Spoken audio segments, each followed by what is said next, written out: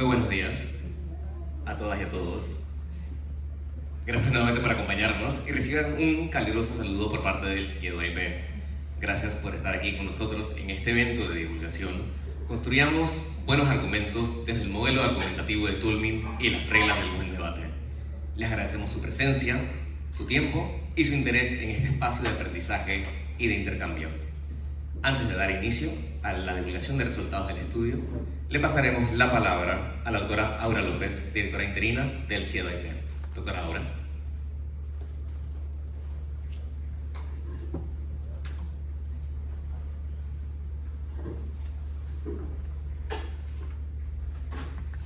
Muchas gracias, José. Antes que todo, les deseo buenos días a todos y agradezco la presencia en este evento de divulgación que está siendo, como ven, transmitido también por el canal de YouTube y tenemos algunas de las investigadoras también conectadas virtualmente. CIEDO, como ustedes saben, es una asociación de interés público y tenemos la labor de hacer investigación aplicada para impactar positivamente en la calidad de la educación. Y eso también lo llevamos a nivel de incidir. Y van a ver que hoy vamos a ver un producto de incidencia, es decir, que la investigación no se queda en publicaciones científicas, sino que trata también de impactar, en este caso, al sistema educativo con materiales, puede ser con prototipos, para entonces tener cada día una educación panameña de calidad que pueda servir para el desarrollo, ¿verdad?, humano de todos los que vivimos en este bello país. Entonces agradecemos enormemente su participación y espero que esta jornada sea bien interesante y que todos salgamos con muy buenas ideas para aplicar a aquellos que tenemos la suerte de impartir clases en nuestras aulas. Muchísimas gracias.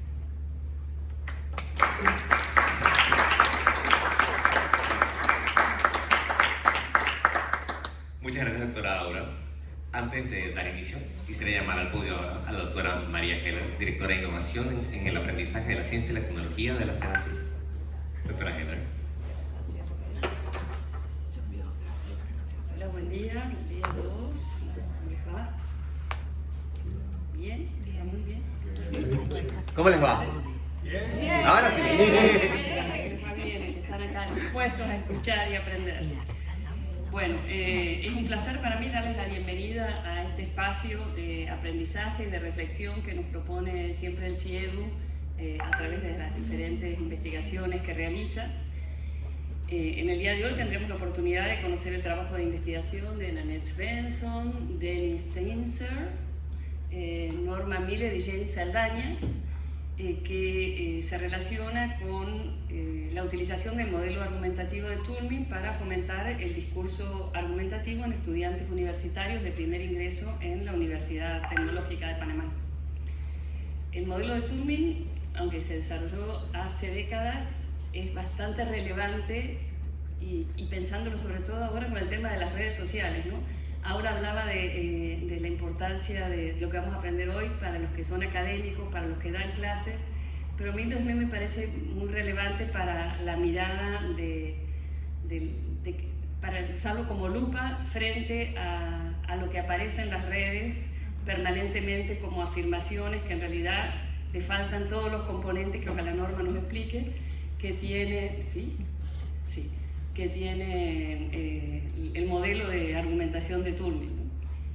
Así que bueno, en el día de hoy vamos a aprender un poco más cómo este modelo fortalece los argumentos, nos sirve para fortalecer los argumentos y bueno, desde la Secretaría de Ciencia y Tecnología les damos la bienvenida y le damos la palabra a Norma Miller. Norma Miller es profesora de la universidad, no sé si tú lo vas a presentar.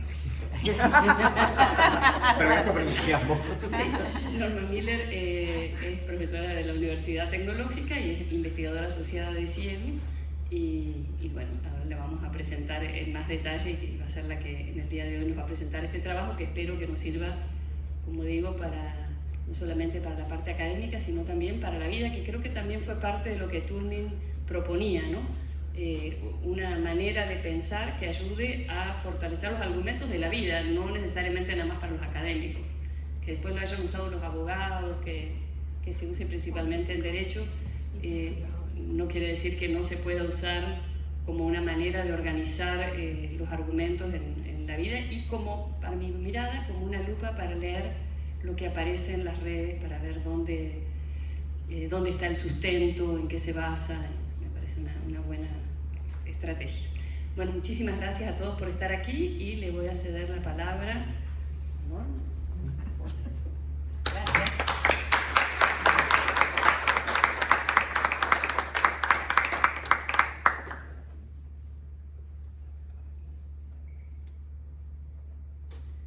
Muchas gracias, doctora Heller. Y sí, ahora vamos a presentar a todo el equipo de investigación.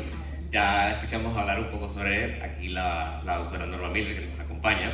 Ella es doctora en Sociedad de la Información, con formación en Matemática y Ciencia Física. Es docente en la Universidad Tecnológica de Panamá y combina su labor docente con proyectos de investigación en educación, mediado por tecnología y actividades de extensión como talleres de desarrollo profesional docente. Es cofundadora y presidente del Comité Institucional de Bioética de Investigación de la UTP. Nos acompaña también Jane Saldaña, comunicadora social con especialidad en Relaciones Públicas. Posee estudios de maestría en Administración de Empresas con énfasis en Comercio Internacional y Mercadeo de la Universidad de Panamá. Posee una amplia experiencia en proyectos de comunicación, educación y desarrollo profesional, además de ser consultora y facilitadora en resolución de conflictos y evaluadora para entidades como el MEDUCA y Space Apps Challenge Panamá. Virtualmente nos acompaña Denise Tinser. Hola, Deni. Ella es doctora en Psicología por la Facultad de Psicología de la Universidad Nacional Autónoma de México y licenciada en Psicología por la Universidad de La Habana, Cuba. Se desempeña como profesora investigadora de tiempo completo de la UAM y profesora asignatura definitiva del posgrado en Psicología de la UNAM. Sus líneas de investigación están orientadas al discurso argumentativo de las ciencias, los obstáculos del pensamiento lógico y las estrategias psicodidácticas para facilitar el discurrir del pensamiento lógico argumentativo. Y aunque no nos acompaña ni en la reunión ni físicamente, también queremos agradecer a la doctora Nanette Svensson, que nos acompaña desde YouTube. Hola, Nanette, cofundadora e investigadora del Centro de Investigación Educativa de Panamá, además de haberse desempeñado como consultora para la Organización de las Naciones Unidas, Smithsonian, y también ha colaborado con el PNUD, donde también contribuyó al establecimiento del Centro Regional de Panamérica Latina y el Caribe y dirigió ahí el Departamento de Investigación. Posee un doctorado en Desarrollo Internacional por la Universidad de Tulane, un MBA del IESE Business School en Barcelona y una licenciatura de la Universidad de Stanford. Le voy a ceder la palabra ahora a la doctora Miller. Doctora Miller. Y un fuerte aplauso. Ya vamos a parar de vista un momento, Deni.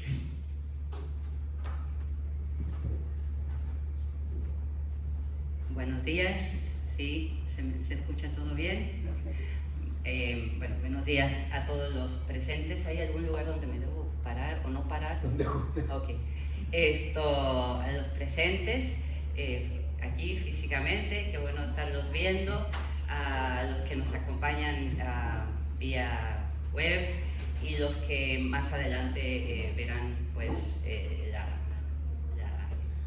el video, la grabación de esta mañana, ¿no? Es un gusto para mí realmente estar aquí y estar presentando un trabajo que ha llegado no al fin de una etapa, pero el fin de una etapa siempre es el inicio de otro punto, así que espero que eso sea el caso con este trabajo y que de aquí sigan muchas cosas más.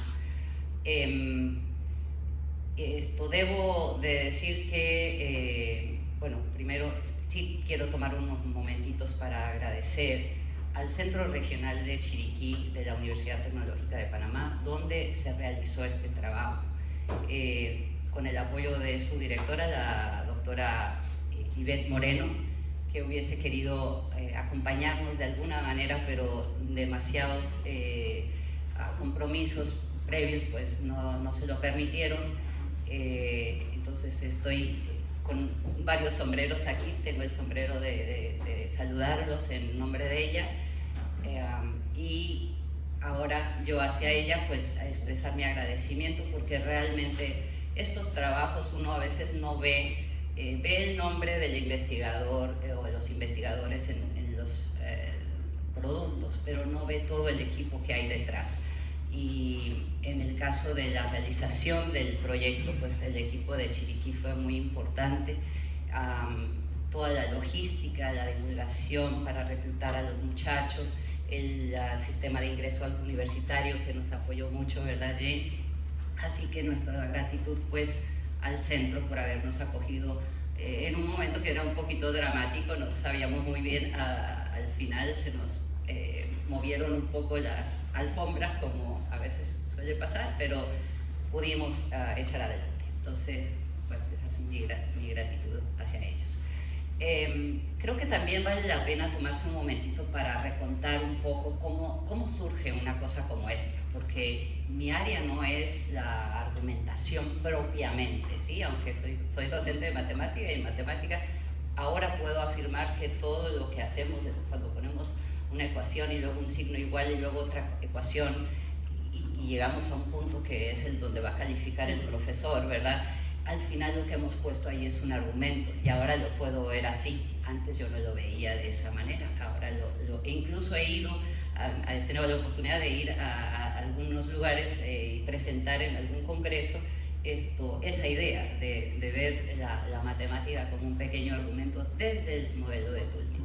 Así que para mí ha sido un aprendizaje, pero empezó porque por allá como 2018 más o menos tenía asignados algunos estudiantes de posgrado y me estaba costando realmente lograr que ellos pudiesen articular una propuesta de tesis coherente, inteligible, sólida, ¿verdad? No lo estaba logrando, me estaba costando mucho.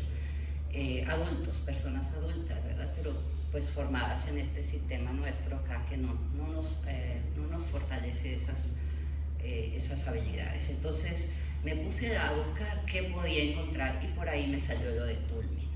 Toulmin, ¿qué es Toulmin? Bueno, hubo dos artículos que fueron determinantes para mí. Uno fue el de Rodríguez Bello, de venezolana, del cual voy a presentar posteriormente algunos material y un ejemplo. Y el otro fue el de Bloom y Stinser.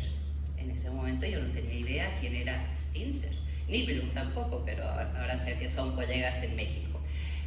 Pero Stinser es Penny Stinser, que nos acompaña. Pues como me gusta hablar de lo que hago, porque me apasiona y echar cuento, con Jane coincidimos en unas sesiones de yoga, ¿verdad? Con su cuñada y mi amiga Clarita, una cuña aparte ahí, pero bueno, y antes de la clase de yoga y después echamos cuento de lo que hacemos. Y entonces yo le dije, encontré este modelo maravilloso, me parece maravilloso para la argumentación, y me dice, qué bueno, porque yo tengo un poco de estudiantes de maestrías que necesito orientarlos para que puedan articular sus tesis. Y qué casualidad, yo también por ahí empecé. Le digo, pues están estas dos posibilidades. Dice, ¿qué tal si contactas a algunos y la traemos a Panamá? Y bueno, en ese momento se facilitaba un poco más. El tema de Denis y Bloom nos interesaba mucho, le interesaba a Jane, porque el estudio que ellas habían publicado demostraba que utilizando este modelo, ya le estoy haciendo Denis, tú disculpa que yo me estoy tomando esta libertad, tú lo explicas mejor después, pero explicaban que utilizando el modelo habían logrado bajar el tiempo de titulación y de hecho lograr las titulaciones, es decir, en estudiantes de psicología que se estaban tomando N años y a veces no completaban y simplemente abandonaban la tesis, o sea, se quedaban con la carrera pero sin titulación. Aplicando el método, no solamente completaban, sino que también se bajaba el tiempo. Ella puede ampliarles más si a alguien le interesa ese tiempo, o buscamos el artículo. Pero entonces, por esa razón, invitamos a Denis a Panamá. Con financiamiento de Senacid, muchas gracias Senacid. Y Denis vino y empezó a dar su taller como la segunda semana, al final de la primera semana de marzo del 2020. les hace ruido eso. A la mitad del taller se suspendieron las clases en Panamá por COVID. Así que yo no me lo podía creer, no puede ser, ¿qué hacemos? Bueno, al final tuvimos que suspender, todo el mundo salió huyendo de la universidad, me acuerdo, había gente corriendo por ahí, no, nos vamos porque se cierra, que sabíamos que iba a ser el tiempo que iba a ser. Pero bueno, Denis pudo terminar ese taller virtualmente y no sé, de Jane tal vez nos comparta después cómo fue el resultado para esos becarios de Senacid, para quienes ella principalmente trajo a Denis a Panamá, ¿sí? Pero entonces, más arriba, más abajo. El mismo micrófono, darlo más arriba. Más arriba, ahí, listo, gracias. Entonces, esa es la historia. De cuando ella estuvo acá y la estábamos acompañando para que se fuera, dijimos, acá queda una semillita y hay que hacer algo con esa semillita. Y lo que están viendo acá es el resultado de eso. Entonces les cuento esto para que vean que cualquier momento, cualquier intercambio, cualquier curiosidad, cualquier problema se puede convertir en algo bien bonito como lo que vamos a presentar hoy. Bueno, ahora sí, ya. Vamos a hablar de qué es el modelo de Toulmin. Un poquito yo les voy a introducir.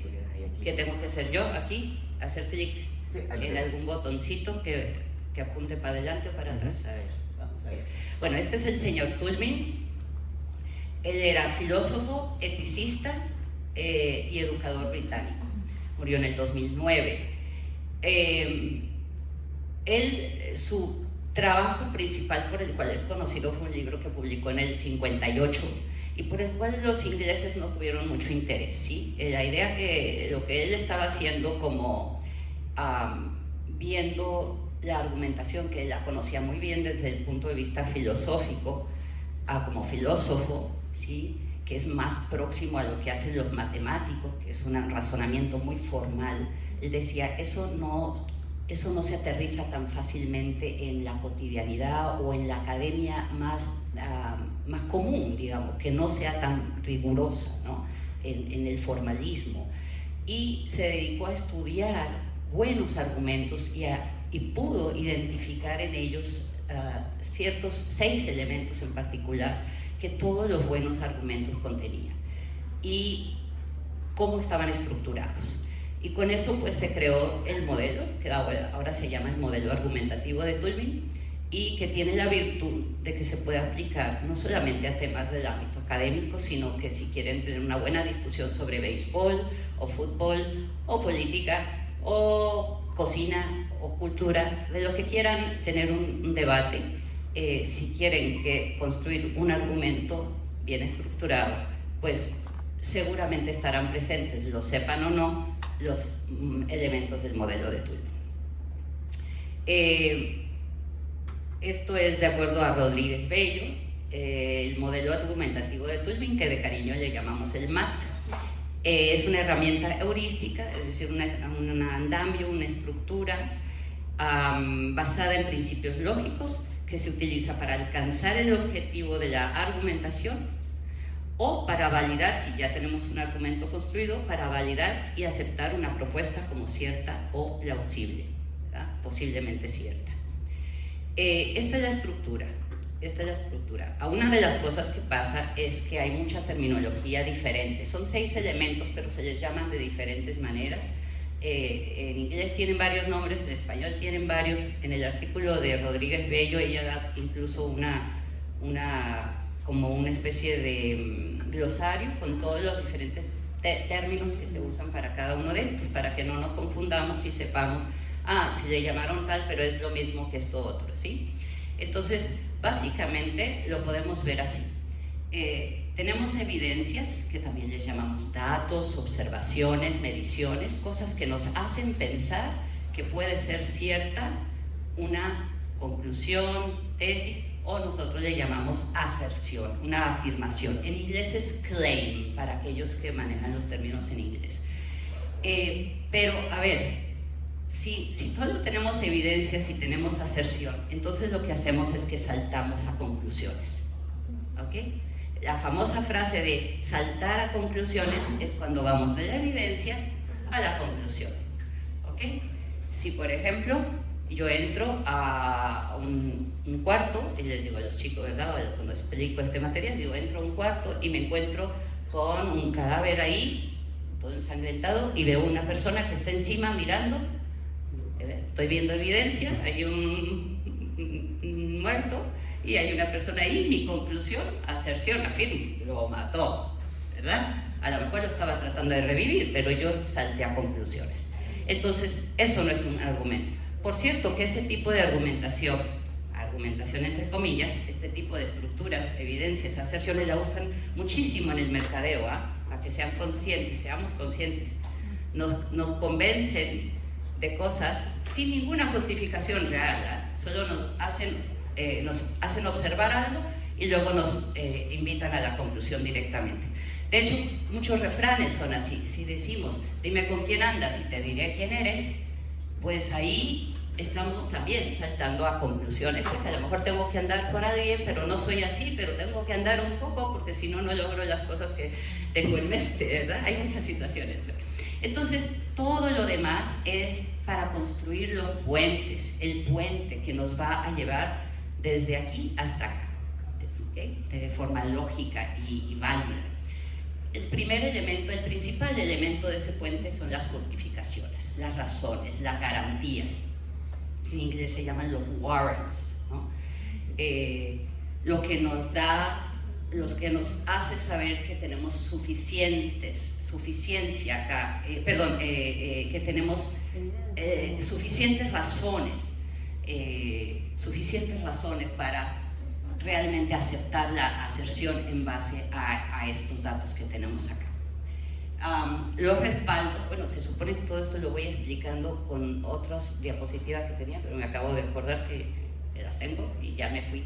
Pero ahorita se las muestro para que las vean, pero esencialmente la estructura está acá. Entonces, estas justificaciones a su vez requieren de cierto apoyo, también se llaman respaldos, apoyo o respaldos, pero ningún buen argumento está completo si no toma en cuenta las posibles objeciones, las posibles oposiciones, las posibles refutaciones o reservas que alguien puede tener con respecto a nuestro argumento. Pero no viste tal cosa o ya consideraste esto otro. Entonces los refutadores, más que dañar, al contrario, mejoran la argumentación. Y los calificadores modales van a ser aquellas palabras que nos van a permitir repensar un poquito, reformular. Bueno, a lo mejor tenemos que abandonar nuestra aserción porque nos damos cuenta que de verdad no estamos bien, o reformularla para que de alguna manera recoja esas objeciones, ¿sí?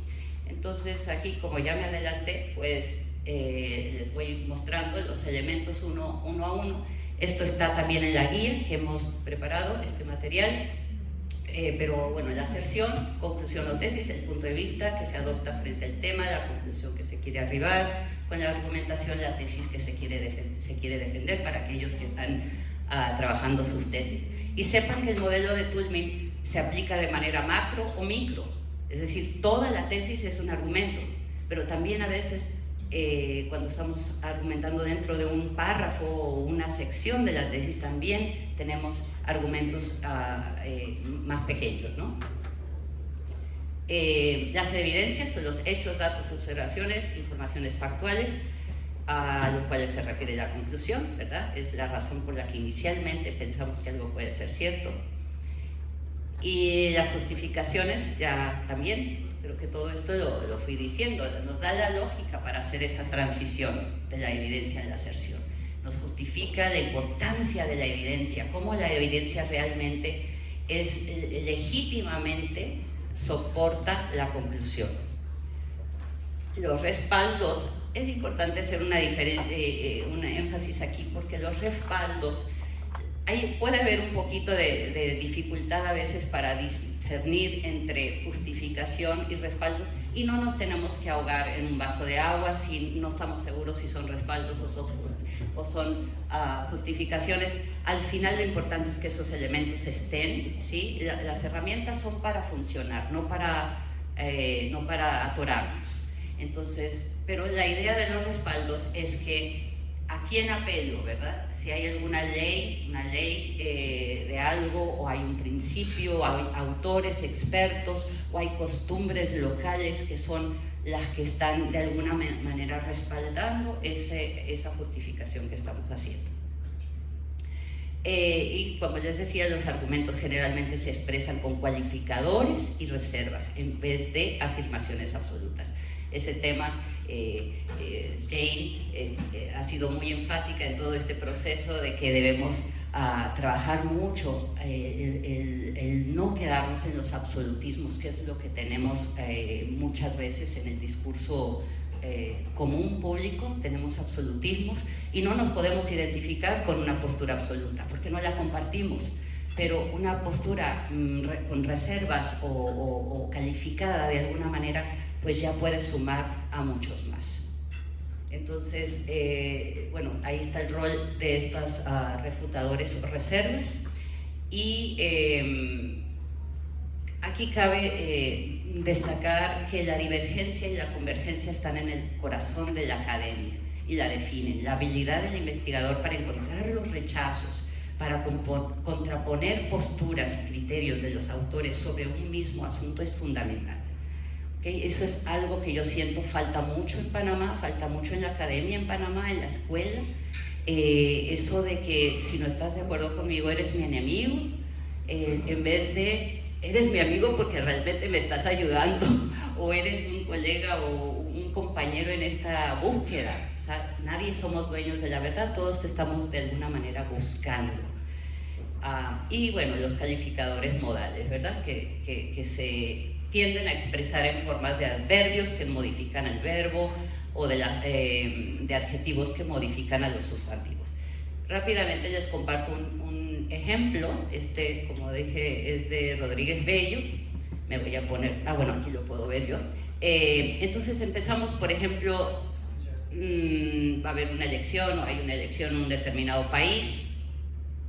Y bueno, la data que tenemos es que los partidos políticos tradicionales siempre han hecho trampa en todas las elecciones. Entonces, a partir de ahí, inmediatamente la afirmación, la conclusión, ¿verdad? Esto lo oímos en programas de radio, siempre han hecho esto, los resultados de estas elecciones no serán confiables. Inmediatamente la afirmación. Bueno, la garantía, ¿en qué se están basando? ¿Cómo lo están justificando? Es que si siempre han actuado con trampa, probablemente lo volverán a hacer. Es una creencia común. Incluso lo pueden respaldar con algún autor. Portillo, un determinado experto, concluye que los países acostumbrados al fraude electoral tratan siempre de perpetuar sus prácticas. Pero luego vienen los refutadores. Alguien dice, pero bueno, a menos que, ¿verdad? Tengamos que todos y cada uno de los partidos políticos tengan una representación en los escrutinios, y además puede haber una comisión ética que vigile los grupos minoritarios para que no vendan sus votos. Bueno, entonces eso da pie a que reformulemos, en este caso un poquito, la aserción inicial, pero ya sin ese absoluto, ¿verdad? Vamos a decir, bueno, los resultados de las elecciones posiblemente no serán confiables. Entonces admitimos la posibilidad de que no lo sean, a lo mejor lo son. Una cosa tan sencilla como esa es reconocer que no somos dueños de la absoluta verdad, sino que dejamos espacio para otras posibilidades. Creo que hasta allí termina mi partecita y ya les dejo con nuestra querida Denis desde Ciudad de México. Adelante, Denis.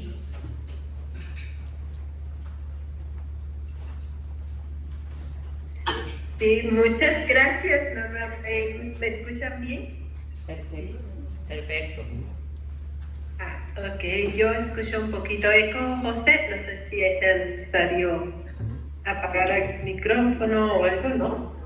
Creía que no venís, pero estamos pendientes. Puedes presentar pantalla cuando gustes. Muy bien, muy bien. Bueno, pues buenos días a todos. Es un gusto para mí volver a estar con Panamá, aunque sea lejanamente, y a estar con ustedes.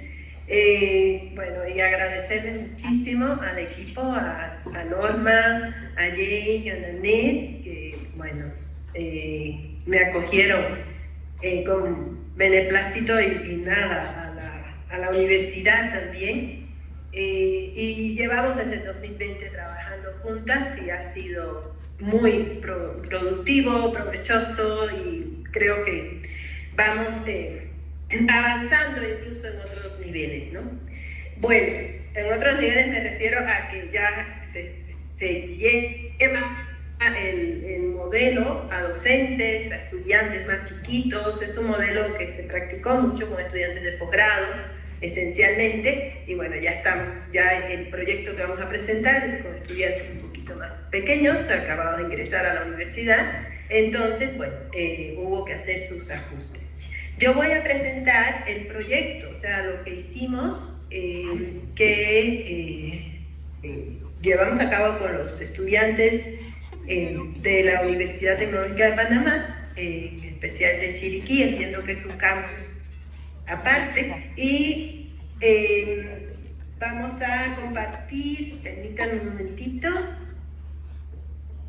José, si acá tú, a ver si ya se ve. De lo contrario, si ya lo tienes proyectado, ¿sí me escuchan todos? Si quieres, lo comparto yo entonces. Ok, déjame ver. ¿Es el mismo que estaba presentando Norma? Así es. O sea, la misma presentación. Entonces, déjame hacer otra vez el intento. Estamos viendo a pedir la actualización. Mejor lo hacemos para no tardarnos. Si ya está, entonces yo te voy diciendo, te voy pidiendo de favor. Ahí está. Ok. Entonces empezamos en esas ideas previas. Yo lo voy a ir viendo por acá porque ahí lo veo muy chiquitito.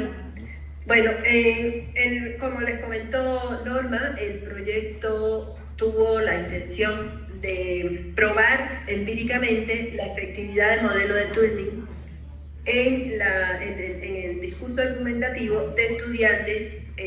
La primera idea era que fueran de nivel, bueno, en México le decimos nivel preparatoria, en Panamá creo que todavía es secundaria, si mal no recuerdo, pero bueno, son los estudiantes que van a ingresar a la universidad. Finalmente, por cuestiones ajenas a nosotros, pues no se pudo con esa población y se hizo con estudiantes de primer semestre en la universidad, en el nivel de licenciatura.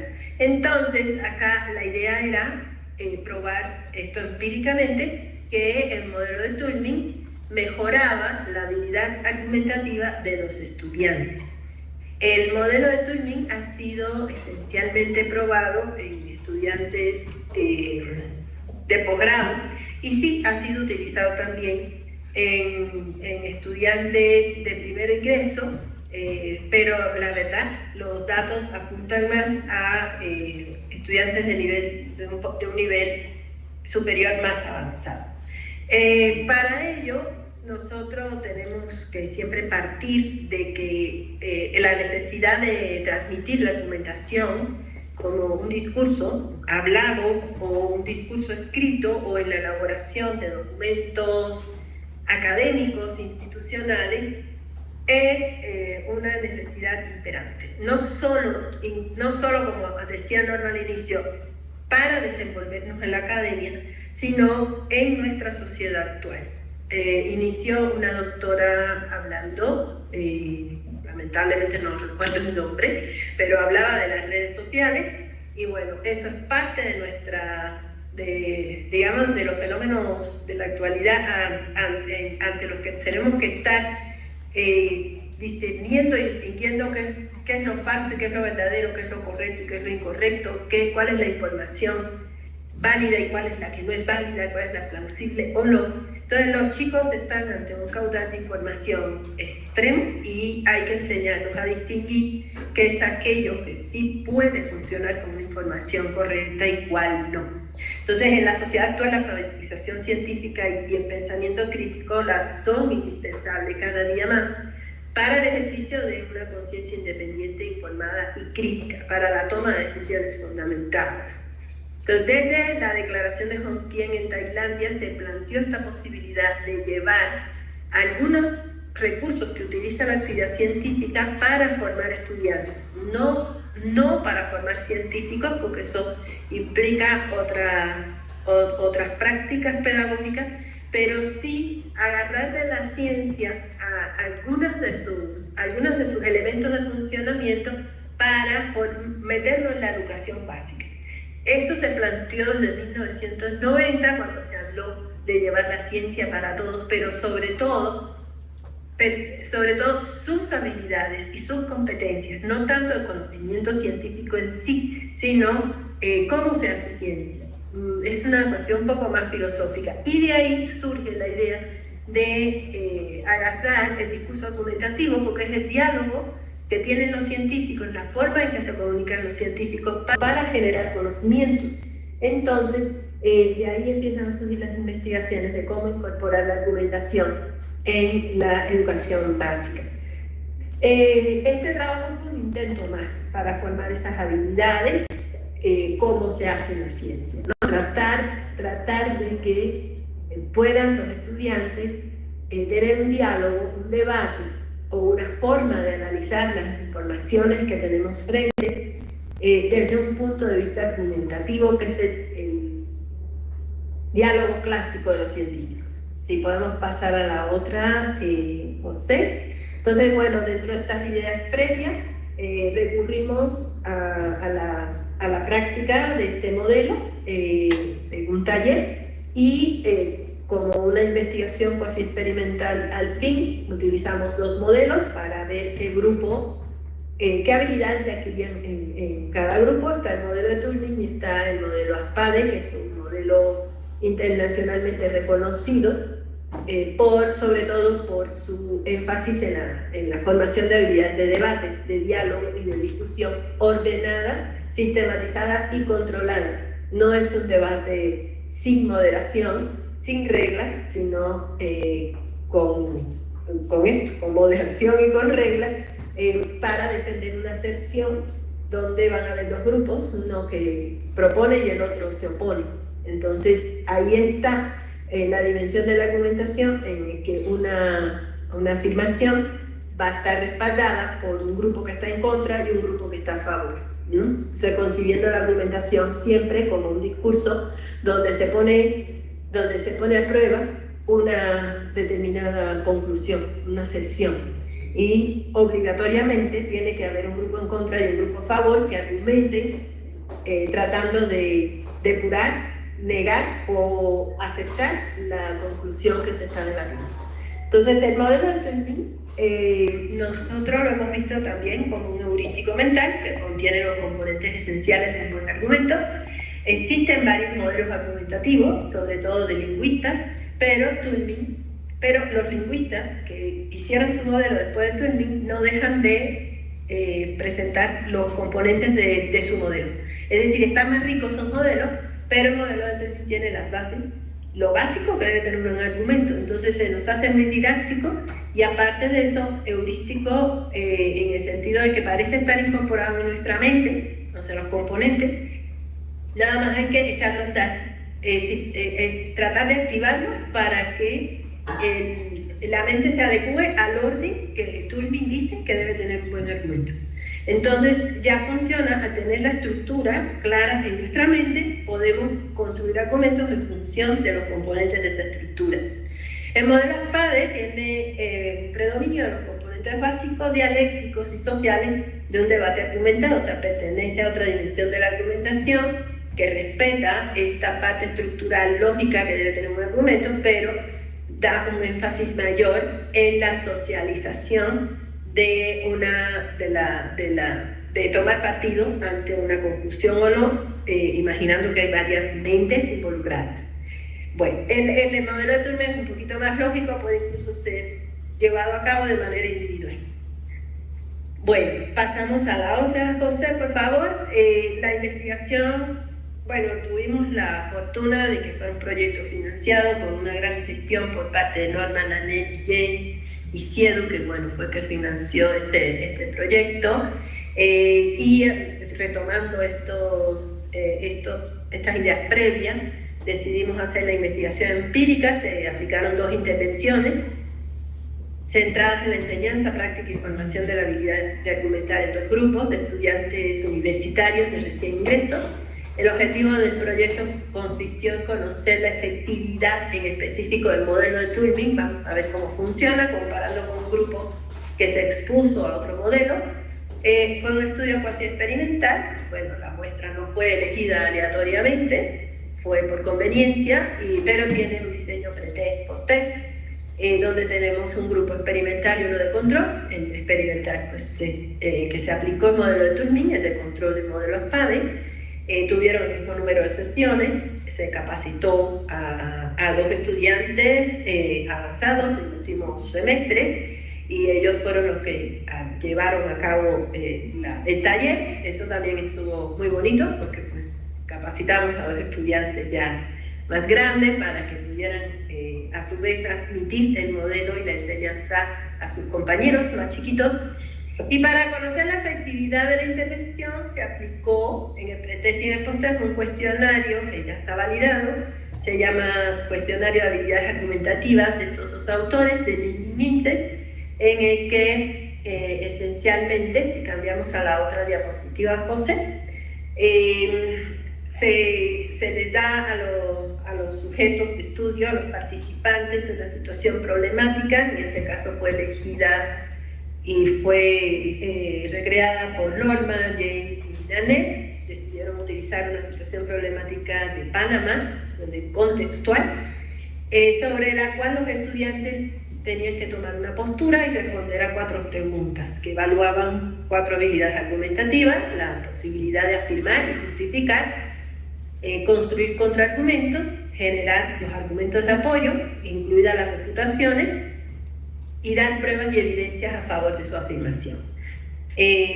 Bueno, es un instrumento que ya ha sido utilizado en las investigaciones sobre argumentación, generalmente para ver cómo evolucionó su capacidad argumentativa antes y después de una intervención. Ya ha sido ampliamente utilizado por otros autores. En nuestra investigación finalmente participaron 18 estudiantes que se dividieron en 2 grupos. En el modelo de Turing estuvieron 8 estudiantes y en el modelo SPADE 10 estudiantes. O sea, también la convocatoria fue todo un proceso, y los que quedaron pues, tiende a ser una muestra pequeña, pero al ser un taller es mucho mejor trabajar incluso con pocos. Pero los resultados, claro, ya estadísticamente no empiezan a dar tendencias, más no una significatividad, como cuando trabajamos con muestras grandes. Los estudiantes pertenecían al primer semestre de la Universidad Tecnológica de Panamá, en Chiriquí, y los talleres fueron de 8 sesiones de 1 hora y 20 minutos, ambos grupos. Cambiamos a la otra diapositiva, José, por favor. Ya vamos a hablar de los resultados, o sea, que se obtuvo en esta investigación. Inicialmente vamos a dar un panorama bueno, otra vez de cómo quedó la muestra. Inicialmente se reclutaron 27 estudiantes, fueron 13 mujeres, 14 varones, entre 18 y 20 años, como ven, o sea, apenas chicos que ingresan a la universidad, traen lo que aprendieron en el nivel preuniversitario. Entonces todavía no tienen el bagaje que se va formando en la educación superior, así que los agarramos chiquititos, todavía con probable, como en casi todos nuestros países, probables deficiencias argumentativas, en fin. De estos 27, 9 se retiraron por motivos personales. La muestra quedó en 18, 7 mujeres, 11 varones, y que fueron los que terminaron la intervención y contestaron el post-test, es decir, hubo quienes contestaron el pretest, se retiraron y quedaron solamente estos para poder hacer el seguimiento. Bueno, entonces acá tenemos una referencia a los datos, la puntuación por grupo. El grupo 1 es el grupo sometido a Turing, y el grupo 2 al modelo ASPADE. Si nos fijamos, aquí vemos las dos barritas, la primera, cafecita clara, es el pretest, el segundo es el posttest. Y acá las preguntas recuerden que mostraban la habilidad argumentativa que se medía en el instrumento. Y sí podemos apreciar una variación entre el primer momento y el segundo momento. Es decir, en el segundo momento, sobre todo en el modelo de Turing, hay una tendencia a mejorar la habilidad en todas las preguntas, ¿sí? Y en el segundo, o sea, entre el pretest y el posttest, vemos una variación, un aumento siempre de la habilidad argumentativa, ¿no? En el caso de afirmar y dar justificaciones, contraargumentar y dar pruebas, ¿no? Y respaldar. Entonces, todo eso aumentó entre el pretest y el posttest. Y en el modelo ASPADE resulta interesante que donde hay las variaciones es en las últimas habilidades. En las dos primeras tienden a mantenerse igual, y bueno, nos llama la atención que en las últimas habilidades, en las últimas preguntas que tienen que ver más con el debate y la asignación de pruebas, es donde aparece la modificación, la transformación de menos para más. Esto lo interpretamos, o sea, es lo lógico, porque las dos últimas preguntas están más centradas en el debate y la discusión. Y acá los chicos se ponían discutían más lo que pensaban con un otro, en lugar de el razonamiento lógico que implican las dos primeras preguntas. Entonces, por eso hay un nivel de aumento acá, porque es un modelo que incentiva el debate, que incentiva que tú contraargumentes y que tú refutes. Bueno, las otras dos quedaron en los mismos niveles entre el pretest y el posttest. Acá vemos el promedio y variación de la puntuación por pregunta para cada grupo, donde vemos más o menos la misma tendencia, pero otra cosa que les quería decir es esto, ¿no? Que a pesar de que en el modelo de Turing siempre hay un aumento de la habilidad, ninguna fue significativa. Lo atribuimos también al tamaño de la muestra, pero acá, independientemente del tamaño de la muestra, las diferencias que se dieron en las preguntas 3 y 4, las habilidades argumentativas de la 3 y la 4, las sí fueron significativas, estadísticamente aplicando la prueba de Wilkinson, ¿no? Entonces acá está NS, lo que ustedes ven acá es que siempre en el grupo 1 hay un aumento, por ejemplo, de 4.2 a 5.4, 2.5 a 3.1, la tendencia es a la mejora, a subir, pero todavía no es una diferencia estadísticamente significativa, a diferencia del grupo ASPADE, que en las dos últimas preguntas sí lo fue. Bueno, en cuanto bueno, pensé que ya íbamos a lo cualitativo, pero bueno, vamos a leer rápido esto, de acuerdo con todos los datos de la tabla anterior. En todas las preguntas hubo mejora, o sea, hubo mejora de la habilidad de argumentación. La prueba de Wilkinson se usó para determinar significatividad estadística. Ya vimos que en el modelo de Turing hay diferencias, pero no son estadísticamente significativas. En ASPADE sí, las últimas dos. Al igual que con el puntaje total, no se detectaron variaciones significativas a nivel de pregunta entre los grupos, ni en el pretest ni en el posttest. Los grupos empezaron siendo equivalentes a nivel de pregunta, y aunque mejoraron, se mantuvieron equivalentes después del tratamiento, sobre todo en ASPADE. Y dentro de un mismo grupo sí se llegó a la significatividad en las preguntas 3 y 4. La pregunta 3 era dar argumentos de apoyo y refutación a lo que tú afirmas, y en la 4 aportar evidencias, aportar pruebas. Los chicos se pusieron un poquito más meticulosos con la asignación de pruebas para fortalecer su aserción. Eso es muy bueno, porque digamos que si algo nos promueve el modelo de Turing es que una conclusión, una aserción debe estar lo más respaldada posible por la evidencia, por los datos, ¿sí?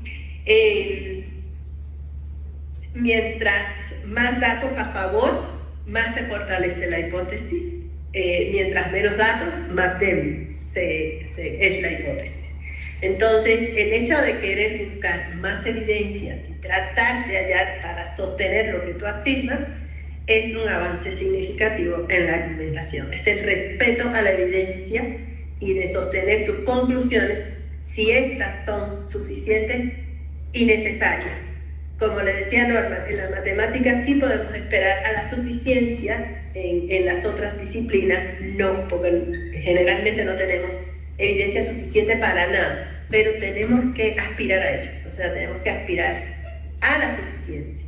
Entonces, por eso la búsqueda de pruebas y evidencias es de los elementos más significativos de una argumentación.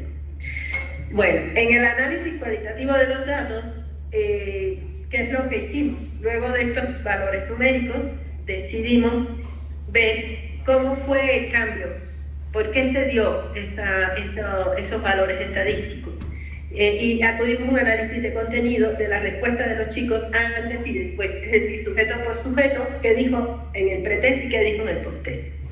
Y bueno, a nivel general tenemos que considerar que se dieron cambios que le llamamos positivo, nulo y negativo. ¿Qué significa? Positivo es que hubo cambio a favor del desarrollo argumentativo, nulo es que no, se quedaron igual, y negativo es que en lugar de mejorar fueron para abajo, ¿no? Entonces estos números indican más o menos en cuánto se dio cada valor. Entonces, desde una perspectiva cuantitativa, el resultado esperado era el predominio de cambios positivos, que implicaba, dependiendo de la pregunta, un aumento del número de razones de contraargumento, de razones suplementarias y de prueba.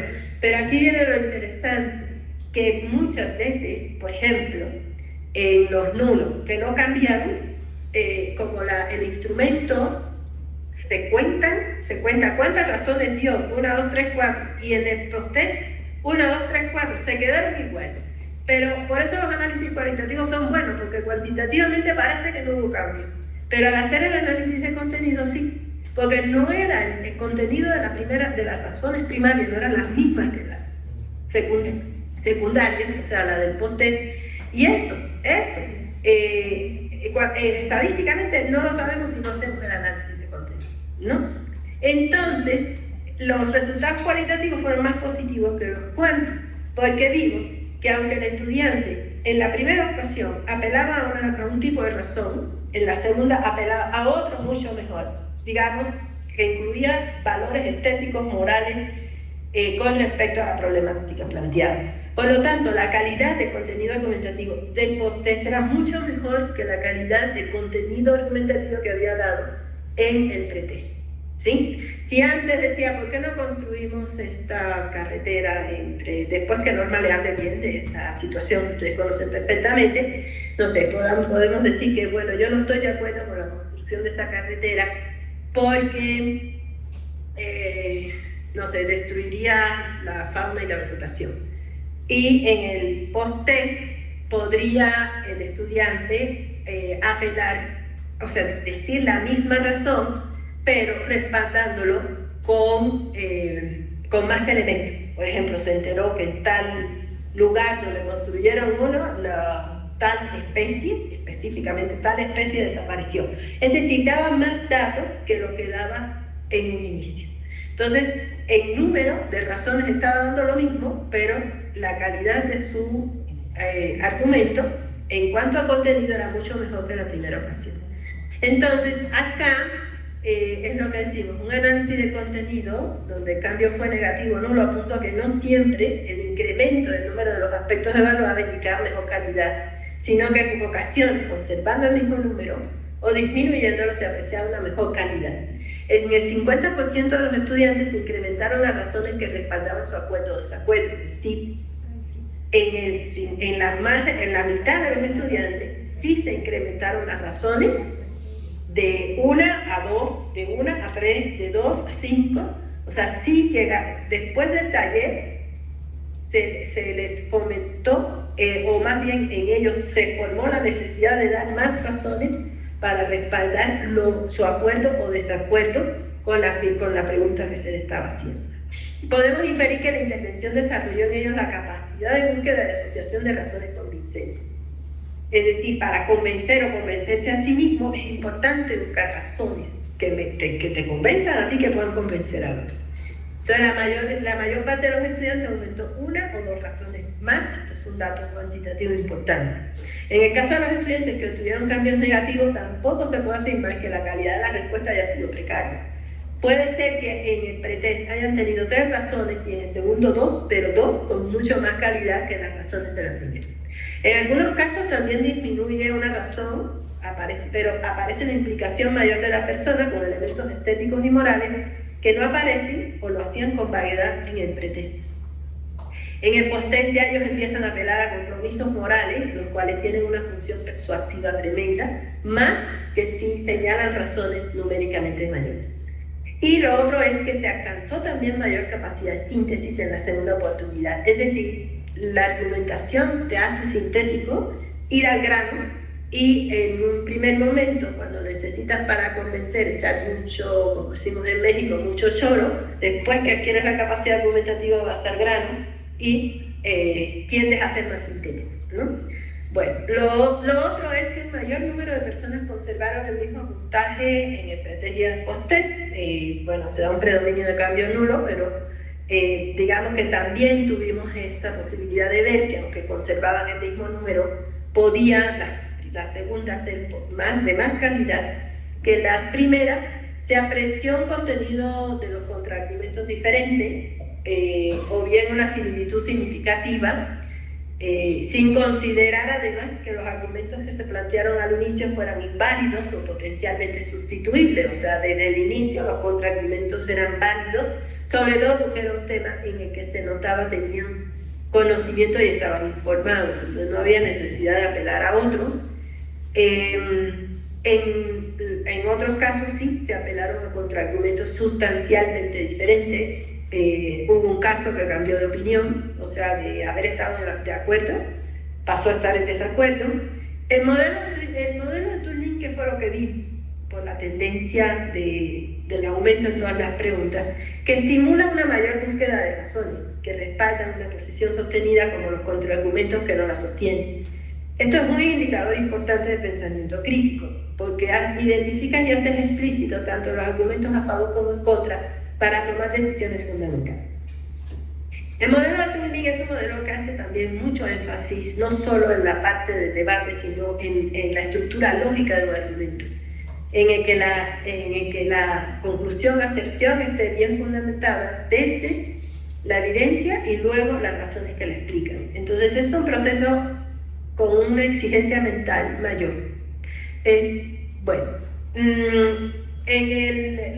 Ante la pregunta que les exigía a ellos sobre lo contraargumental, los estudiantes aludieron a razones más explicativas o suplementarias, es decir, no bastaba con decir no estoy de acuerdo con esto por esta razón, sino por estas otras también. Es decir, daban la razón y a su vez acudían a otras que explicaran esa razón, ¿sí? Que fortalecían su posición o bien refutaban el contraargumento.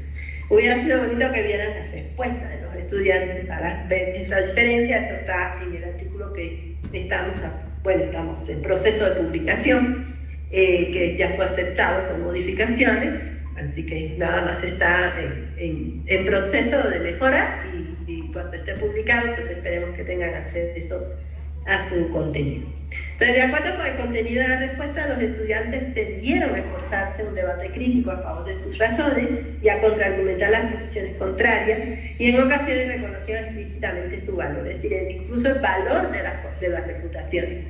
Porque la argumentación, aunque es una situación de debate intelectual, incluso hay un autor, Steven Pinker, que así lo dice, es una situación de violencia en el terreno intelectual por esto de obligatoriamente tener posiciones a favor y en contra y ponerlas a luchar, a batallar.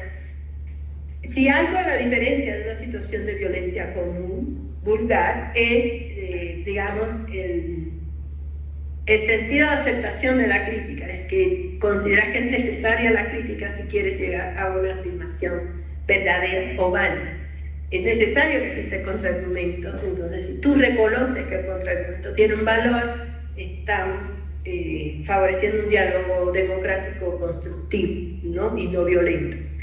En este caso los chicos empezaron a reconocer el valor del contraargumento. Él pensaría esto, ¿no? Yo no estoy a favor, pero entiendo su posición por esta razón. En general, la respuesta del post-test giraron en ese sentido, a la presencia de razones más precisas, más realistas y más técnicas, ¿sí? O sea, con uso de pruebas, por ejemplo, que provienen de fuentes más confiables. En la última pregunta esto se veía, exigía que ellos acudieran a pruebas, y por el contenido de la respuesta la mayor parte entendió que debían acudir a fuentes de donde se originan las pruebas o a la prueba en sí. En el nivel de precisión y claridad de las pruebas ofrecidas fue mayor en el post-test que en el pre-test, en el que todavía se veían ambiguas o escasas, y tanto en el modelo de Turing como en el de Aspade se exigen acudir a pruebas y evidencias que cuenten sobre todo con respaldo técnico y científico. Esto es propio de la educación superior, tratar de que las pruebas provengan de fuentes técnicas, científicas, de investigación, es lo mejor, es a lo que hay que llevarlos. Y bueno, conclusiones para ya terminar. La calidad de los argumentos emitidos después de las intervenciones mejoró con respecto al argumento desarrollado previamente, lo cual era esperable. Las intervenciones lograron que los estudiantes, o sea, ambas intervenciones, lograron que los estudiantes ofrecieran más razones a favor de su posición, identificaran contraargumentos, explicaran sus razones con elementos suplementarios y refutaran las razones contrarias. Y por último, proporcionaron más pruebas. La investigación evidenció que capacitar a los estudiantes en esta práctica intelectual compleja favorece su capacidad analítica, crítica y su expresión escrita. Hubo diferencias entre los estudiantes expuestos al modelo de Turing y los estudiantes expuestos al formato WC, ya las hicimos conocer. El MAT hace énfasis en la consistencia lógica y el modelo Aspade en el aspecto dialógico, social, consensual y democrático. Por lo tanto, sería bueno aplicar las bondades de ambos, ¿sí? No uno es mejor que otro, no, ambos tienen unas bondades y ventajas tremendas, por lo tanto sería aconsejable llevarlo a cabo los dos. Una significatividad estadística más relevante pudo haberse logrado con una intervención de mayor tiempo. 8 sesiones no fueron suficientes. Aún así, las deficiencias iniciales eran notorias, o sea, en la calidad de lo escrito.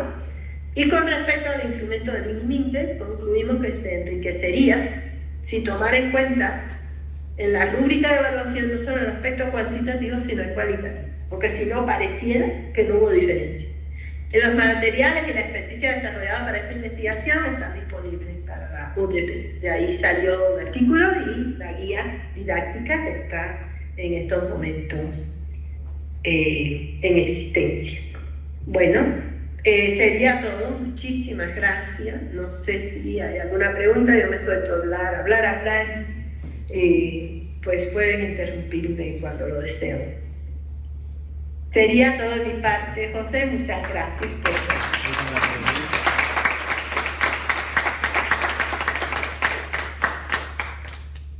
Vamos a pasar nuevamente a la otra pantalla, así que vamos a dejar de ver por un momento.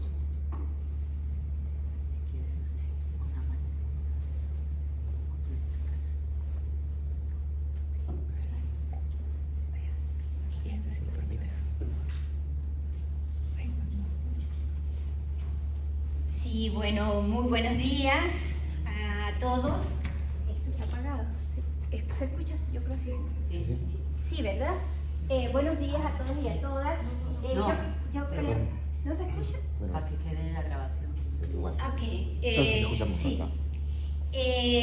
Para una explicación más gráfica de cómo aplicar el Turing, yo soy Jen Saldaña, para quienes no me conocen, otra integrante del equipo, pues hemos preparado algunas dinámicas para de forma práctica poder mostrar cómo funciona el toolming. Norma les comentaba de los estudiantes de maestría que originaron todo este proceso de tantos años, y en realidad el taller prolongado de toolming, porque el taller al final se hizo virtual y fue un poco más prolongado, fue una de las herramientas de apoyo durante ese largo confinamiento para que los estudiantes pudieran terminar sus tesis de grado, que era una de las exigencias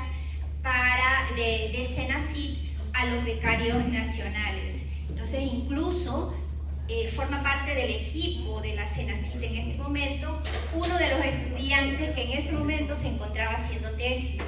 Entonces, es muy reconfortante, y sí, vuelvo a agradecer nuevamente a la Senacid, pues gracias a un convenio de cooperación para apoyar al CIEDU, es que hemos tenido los recursos disponibles para hacer todo este trabajo de investigación. Entonces, vamos a pedir a quienes están en las mesas solitarias para este trabajo que se unan a alguna de las mesas. A ver. Yo tenía una pregunta con respecto al estudio, no sé si es posible al menos hacerla al equipo de investigadores. Sí, por supuesto. Antes de pasar a la parte práctica. Exacto, antes de la dinámica práctica. Bueno, la evaluación el estudio se hizo utilizando un modelo de que pre-post. Me gustaría saber, ya que fueron 8 sesiones, 80 minutos cada una, entiendo. 120 minutos, sí, 80 minutos cada una. ¿Qué ocurrió en el medio? ¿Hubo diferencias a lo largo del proceso? ¿Cuál fue más fácil, cuál fue más difícil aprender por parte de los estudiantes, de los grupos, en cuanto a los modelos? Gracias. Creo que Jane es la que estuvo más presente. Sí, es interesante ver la dinámica dentro de los mismos grupos de trabajo. Para parte de los resultados, como bien mencionaba Denise, para los del grupo de toolming fue más un trabajo de tengo mi aserción y voy afinando, porque ellos trabajaron también haciendo un ensayo, porque estaban entrando en admisión de la universidad, y lo que buscábamos era también que se llevaran herramientas valiosas. Entonces, los de toolming, a lo largo de las 8 sesiones se pudo observar cómo hacían esfuerzos por afinar su data y sus justificaciones, buscando para ese ensayo, que era sobre otro tema, porque era un tema, digamos, libre. Los que utilizaron el método de ASPADE, la metodología fue, ellos llegaban a practicar el debate, mucho énfasis en lo que vamos a hacer ahorita, que es dividir las mesas y en hacer el mismo debate en sí y la refutación dentro del mismo debate. Entonces, esa es la diferencia. En las 8 sesiones se puede ver cómo ese razonamiento, cómo mejoro, y cuál es el trabajo de cuál es la lógica de ponerme en los zapatos del otro y tratar de encontrar contraargumentos. Entonces, sí hubo una diferencia dentro de las mismas sesiones prácticas. Con esto te... Sí. Ok. Sí. Bueno, como les decía, acá tienen una pregunta, que es la pregunta que vamos a trabajar, vamos a tratar de que tengan la experiencia de los primeros pasos del método de toolming, porque sería muy extenso, no se puede traer aquí los 6 pasos, pero sí los primeros pasos. ¿Quién debería enseñar matemáticas en primaria? ¿El maestro de grado o un especialista en el tema que entra al aula a impartir su clase como lo hacen los docentes de inglés? Entonces vamos a trabajar y vamos a tomar posturas dentro de la mesa. La mitad de la mesa va a tomar una postura del maestro de grado, y la otra mitad de la mesa tomará la postura del especialista que entra a enseñar matemáticas.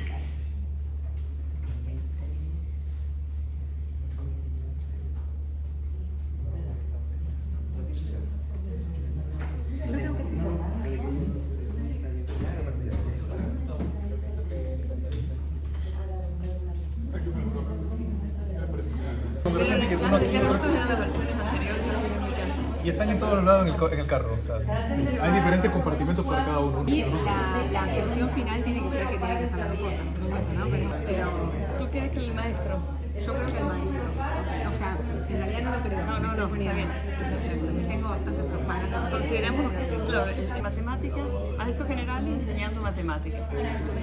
Ustedes son Yacier Bruce, que se va para primaria. Ya está, nosotros la elegimos. Eso me cuesta bastante defender la cultura. Pero bueno, Vamos uno puede ahora pensar que a la segunda. uno le puede dar herramientas para trabajar. La segunda consigna. Vamos a apoyar plenamente el principio del aprendizaje pleno. Sí, pero bueno. Bueno, también podríamos argumentar que los maestros sí pueden enseñar,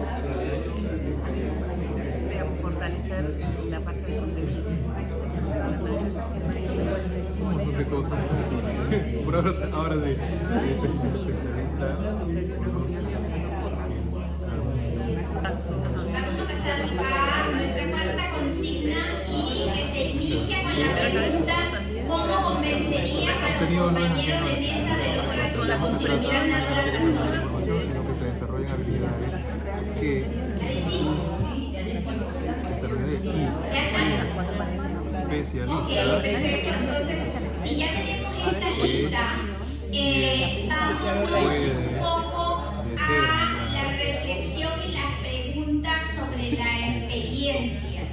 Y nos gustaría que en esta mesa seleccionen dentro del equipo que le tocó la defensa del maestro de grado, seleccionen a alguien que nos comparta cuáles fueron cuál fue su evidencia en la actividad.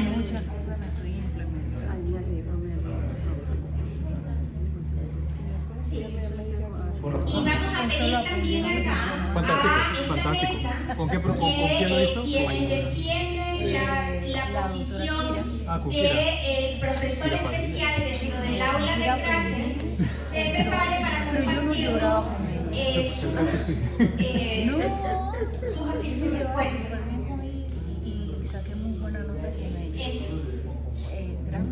Denis, en este momento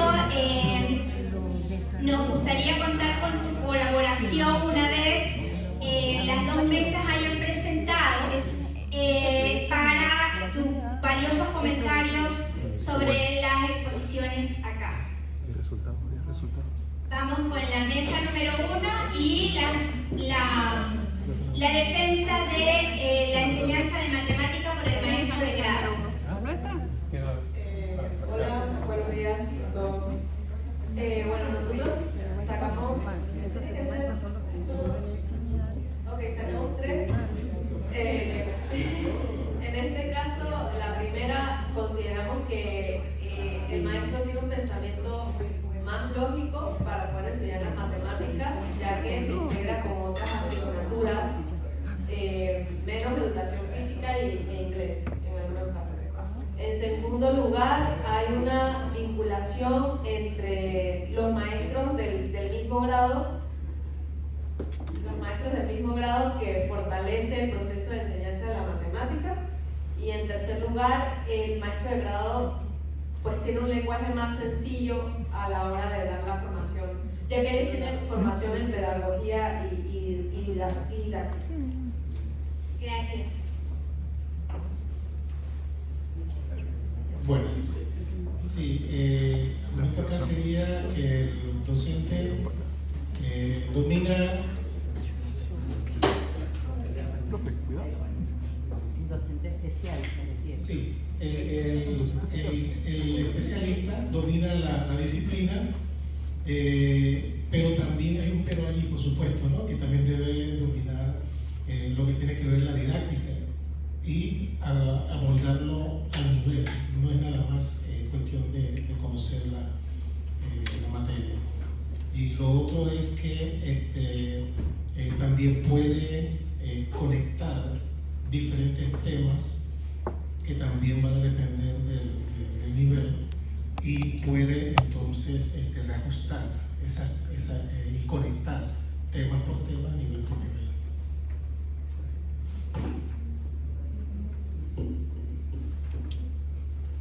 Sí, bueno, muchas gracias por las intervenciones de ambos. Denis, los comentarios. Bueno, me gustaría escuchar como la afirmación que haría cada equipo entonces. En función de lo que nos están diciendo, ¿cuál sería la afirmación? Así construida como una oración sencilla, con sujeto, verbo y predicado, del primer caso y del segundo.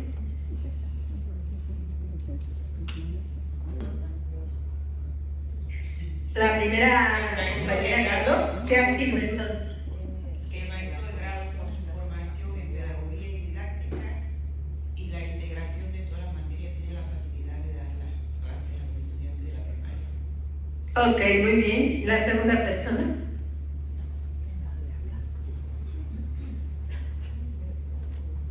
Sí, que debe haber debe existir una componente fuertemente didáctica y de también cómo se aprende las matemáticas, de manera que no sea un niño de la disciplina. Ok, en este segundo caso, ¿está también a favor de que sea maestro de grado? Perdón, no lo entendí bien.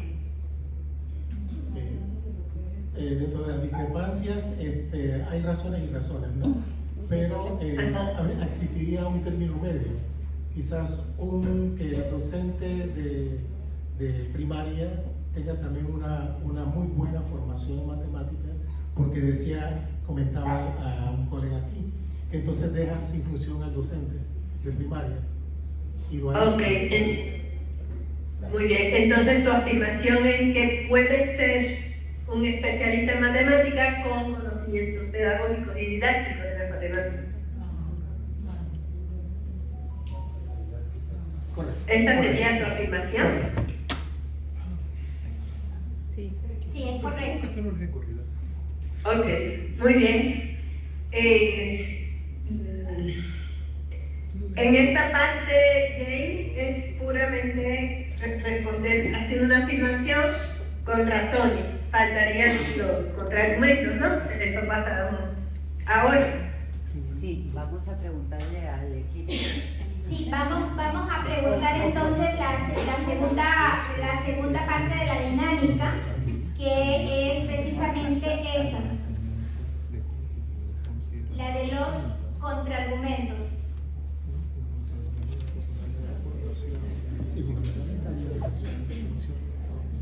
Ok, en este caso habría que pensar, en el primer caso de la compañera, qué contraargumentos habría a su afirmación. En ambos casos, en la compañera y el compañero, pensar en un refutador que estuviera en contra de esa afirmación.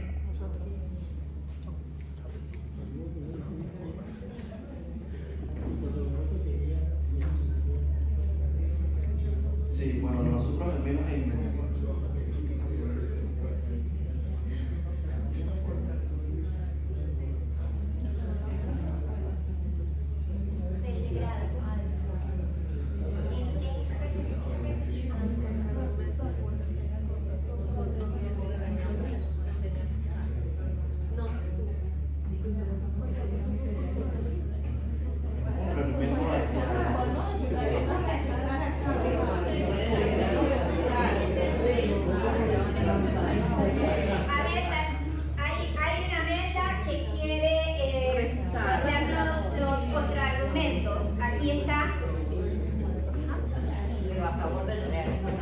Sí, bueno, en cuanto a lo que dijo acá la compañera, su afirmación fue que el maestro de grado, con su formación pedagógica y didáctica, está capacitado para la enseñanza de las matemáticas. Entonces vamos a refutar.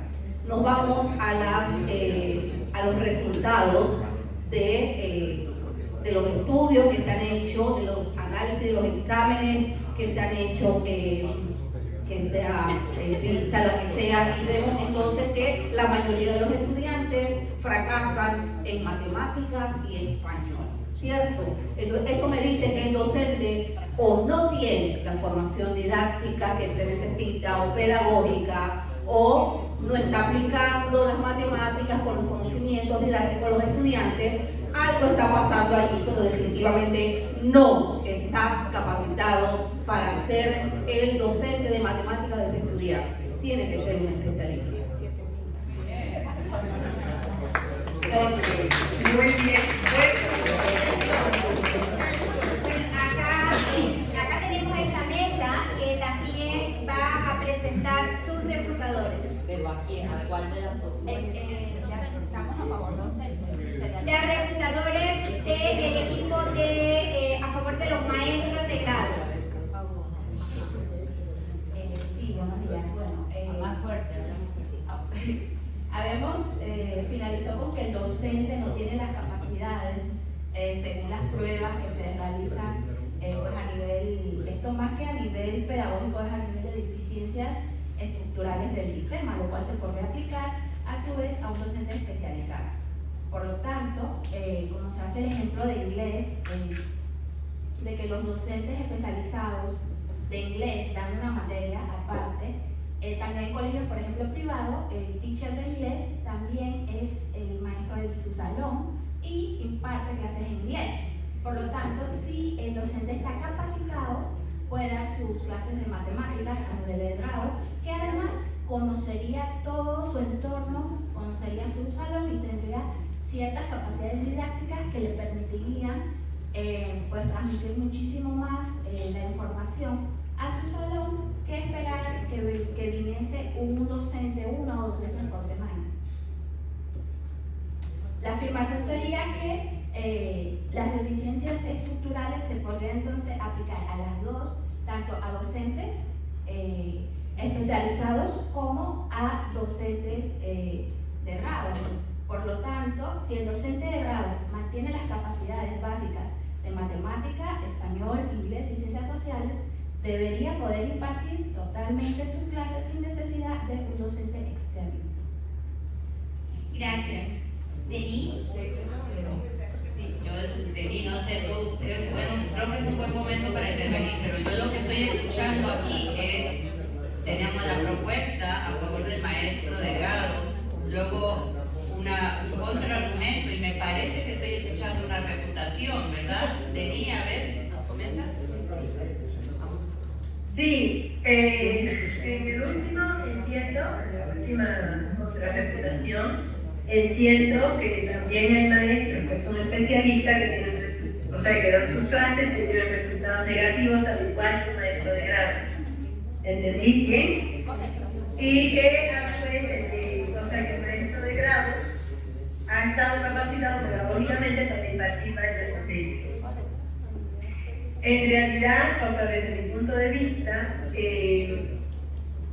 todavía faltaría respaldar estas afirmaciones con pruebas y evidencias concretas, porque el primer resultado que salió está respaldado con las pruebas, no sé si nacionales o internacionales, que están diciendo que los chicos no están bien en matemáticas. Eso es una evidencia importante. Y si la mayoría de los chicos están bajo maestros de grado, pudiera inferirse que no están impartiendo o no están aprendiendo matemáticas, no están enseñando bien matemáticas. Esa es la primera prueba que habría que respaldarla con la fuente concreta. ¿De dónde sale el dato duro de que los estudiantes están mal en matemáticas? En el otro caso, ¿de dónde sale el dato duro que aún como especialista los estudiantes salen mal en matemáticas? O en inglés, porque se recurrió al inglés. profesores especialistas en inglés están dando como resultado estudiantes que están bien formados en inglés o no. Para entonces respaldar que ser especialista garantiza que aprendan y no ser especialista no garantiza que no aprendan. Entonces, ¿qué otras pruebas tienen para afirmar que el maestro de pregrado sí tiene éxito en el aprendizaje de sus estudiantes? ¿Qué otros datos pueden respaldar que sí a favor, o sea, que estén a favor de que el maestro de grado pueda ser mejor que el especialista en matemáticas? ¿Hay o no hay? Acá tenemos una mano.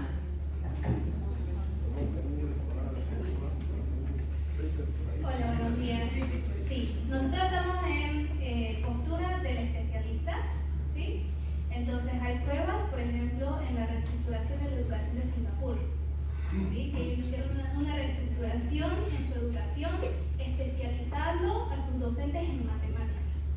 Y pueden ver en las noticias, pueden ver en Google cómo era Singapur antes y cómo es Singapur ahora. Cuando han basado su educación sobre todo en matemáticas, ¿sí? Y haciendo esa reestructuración. No solo especializando en matemáticas, ¿no? Y generalmente, pero sí hay una especialización grande en matemáticas en la educación, sobre todo primaria. Ok, muy bien. Entonces ahí tú estás a favor de que las matemáticas sean impartidas por matemáticas. Sí. Ok, y no sé, ¿alguien tiene una refutación en contra de eso?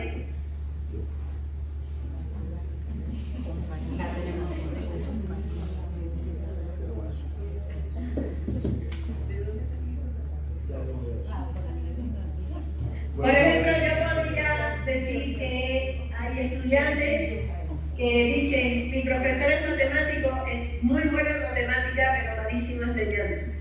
No aprendió nada con eso. Buenos días. Buenos días.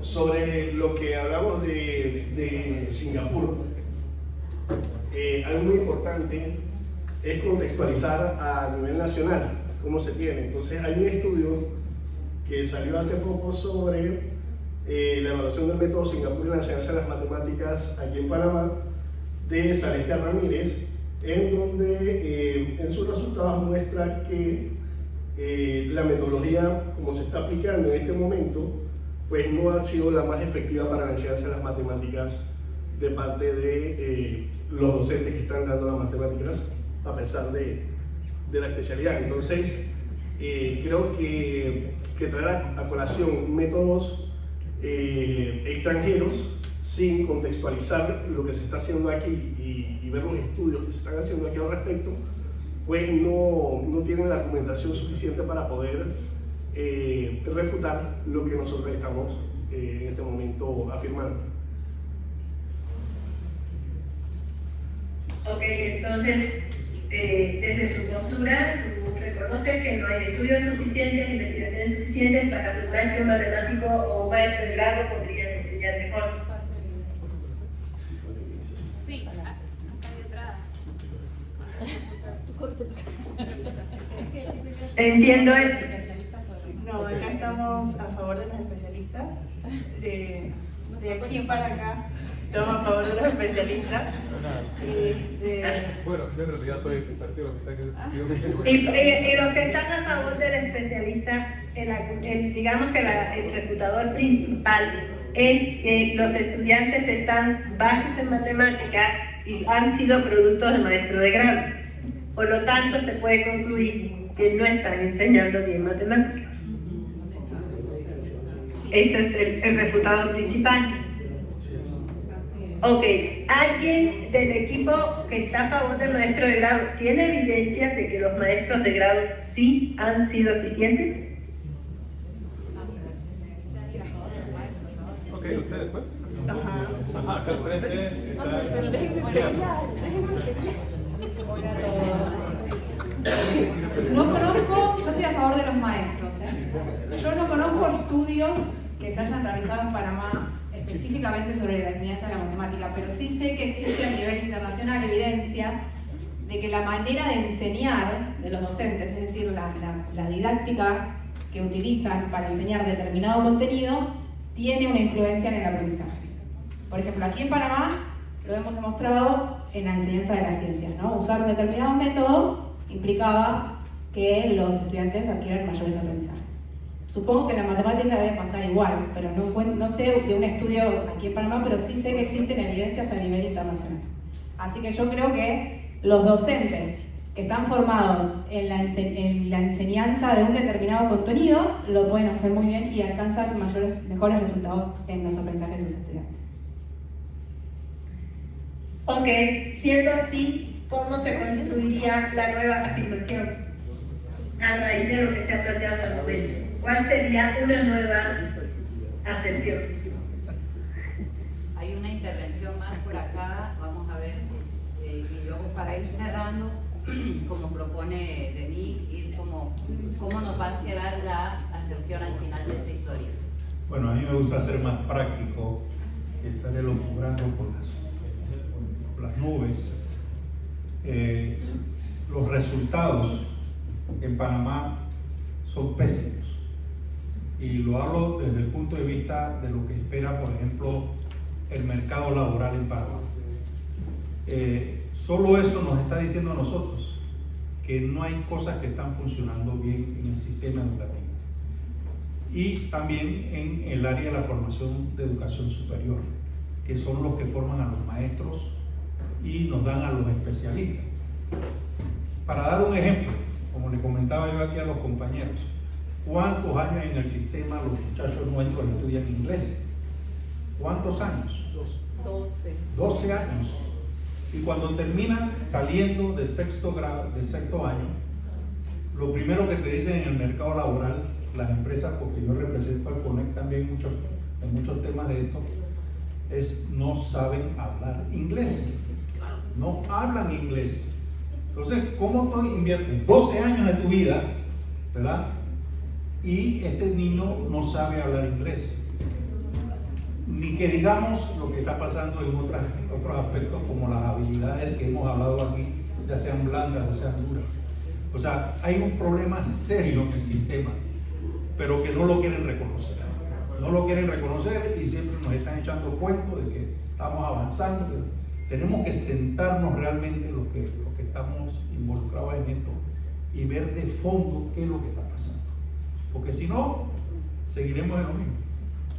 Y estudios van y estudios vienen y el problema no es si los muchachos saben hacer debate o no saben hacer debate, ¿verdad? El problema es un problema estructural serio en el sistema, ¿verdad? Que no nos está llevando a ningún lado. Miren, y disculpen que yo me meta a hablar cosas que de pronto me van a echar de aquí, pero aquí en Panamá hace 2 días se hizo un programa en televisión sobre la realidad de los puertos en Panamá, ¿no? Tenemos 20 años de atraso en no hacer las inversiones que debimos haber hecho. Y ahora los puertos están saturados y se están llevando las mercancías y los contenedores para Colombia y para otras partes. Señores, estamos perdiendo oportunidades de negocios tremendos en todos los campos. Entonces, debemos ir un paso más allá, ¿verdad? Es una lástima que se haya ido el representante del Ministerio de Educación aquí, que estuvo aquí y que tiene que ver con la Oficina de Perfeccionamiento Docente.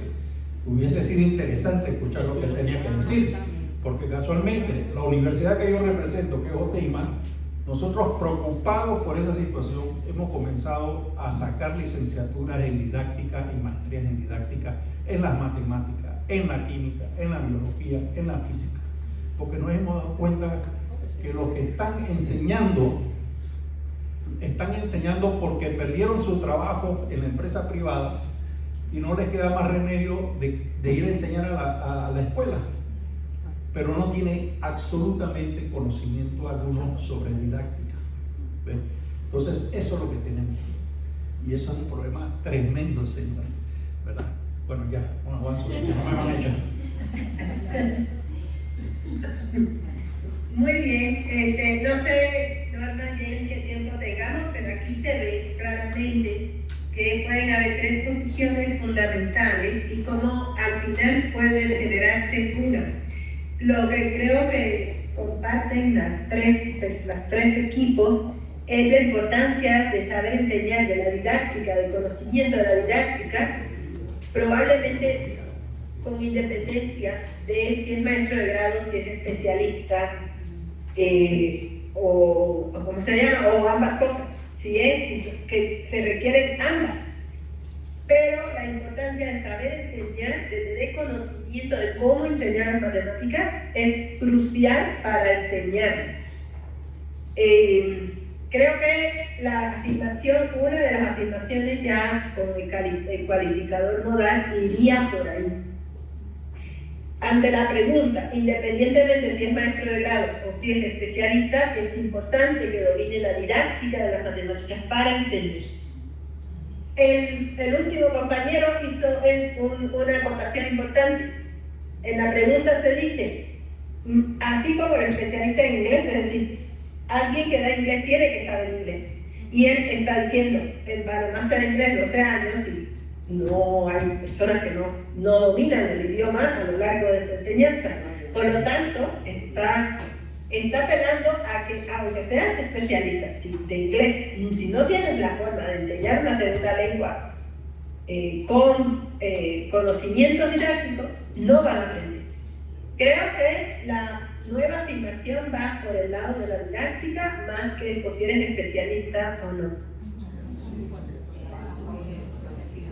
Muy bien, gracias, Denis. Hemos avanzado al debate de las mesas, muy parecido a como se vería en el desarrollo del método. Y por acá hay una mesa que no hemos tenido opiniones y nos gustaría una reflexión sobre esta experiencia, sobre la experiencia completa y el debate. ¿Qué reflexión o qué opinión tienen brevemente sobre esta experiencia con los primeros pasos del método Turing? Bueno, particularmente para mí es sumamente valioso porque lo sumo a otras experiencias que he estado desarrollando. Y puedo argumentar también que el hecho que han mencionado los compañeros y que muy bien la especialista acaba de señalar, hay un elemento que no podemos dejar por fuera, y es que se obvia o de alguna manera no se quiere reconocer que el desarrollo de la comprensión es sumamente importante. Los que tenemos más años de estar en esto, les puedo decir que gobierno tras gobierno, currículo tras currículo, no sé por qué razón no se pone empeño en que los docentes, además de la didáctica, porque hay muy buenos, igual que los especialistas, tengan mayores elementos para trabajar sus contenidos con actividades que ayuden al desarrollo del pensamiento, de la reflexión, de un pensamiento asertivo. Entonces, eso es lo que está faltando.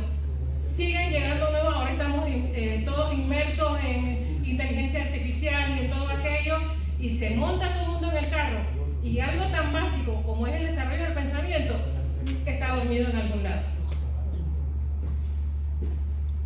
Muchas gracias, y bueno, nos mueve a las 4 integrantes este afán de llevar a la caja de herramientas de los docentes herramientas que sean de uso práctico. En sus mesas tienen una infografía sobre la investigación que adelantó el equipo, y en el lado contrario hay un paso a paso muy breve sobre el desarrollo del método Turing en el aula. Pensábamos, como bien dijo el profesor de la Universidad Oteima, que estas cosas no deben quedarse en las investigaciones, en los artículos, y trabajamos duramente para llevar a la práctica el método, de manera que pudieran ser aplicado en las aulas. Entonces, ven, Norma, para el producto de este trabajo, y Denis, y Nanette, es el trabajo de las 4, es esta guía para llevar al aula el MAT, como le llamamos nosotros, al método Turing. Entonces, CIEDU nos ha apoyado en el desarrollo de esta guía didáctica que va a estar a la venta en la Feria del Libro la próxima semana. Creo que los jóvenes, los muchachos de CIEDU tienen ejemplares fuera y tenemos esta guía para la venta. Ustedes se llevan el paso a paso resumido y también la infografía con el resultado de la investigación. Realmente esperamos que este esfuerzo pueda ser aplicado a las aulas de clases. Para cerrar, tengo acá a Norma con los comentarios finales. Bueno, los comentarios finales lo va a dar José. De repente Denis también quiere decir algo. Yo nada más pues resaltar este aspecto, ¿no? De uno no va a arreglar todo el problema es muy grande, pero tampoco por eso nos podemos quedar quietos y ahogar, porque si no, no nos queda más que tirar la toalla, ¿no? Uno sigue tratando. Yo aquí en esta aula tengo la dicha de tener a una exalumna que ya se va mañana para su beca de Fulbright a hacer su maestría, una alumna pues que empecé con ella en sus primeros pininos en la universidad. No quiero decir mucho más porque si no me pongo a llorar.